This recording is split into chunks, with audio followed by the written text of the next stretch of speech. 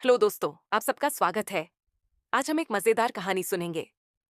कहानी है एक खरगोश की समझदारी और सूझबूझ की। बहुत समय पहले की बात है। एक घने जंगल में एक शक्तिशाली शेर रहता था। वह जंगल का राजा था और उसकी दहाड़ से सारे जानवर कांपते थे।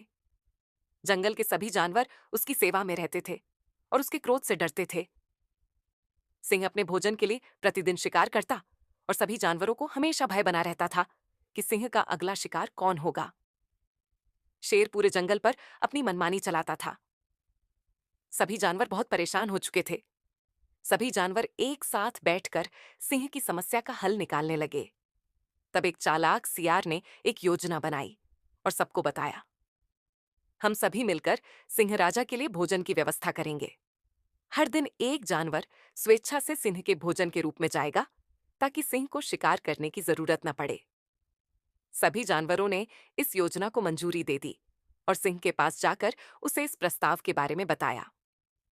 सिंह ने खुशी खुशी इस प्रस्ताव को स्वीकार कर लिया।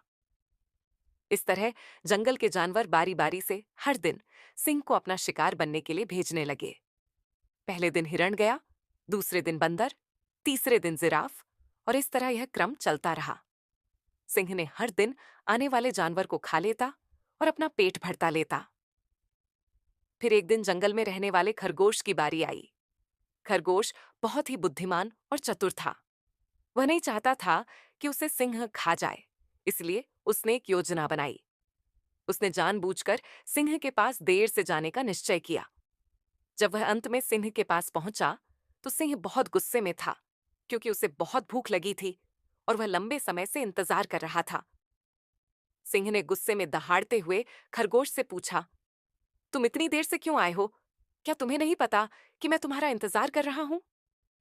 खरगोश ने बहुत शांति से जवाब दिया, हे महाराज, मुझे माफ करें। मैं समय पर ही आना चाहता था, लेकिन रास्ते में मुझे एक और सिंह मिला। वह बहुत ही शक्तिशाली था और उसने मुझे रोक लिया।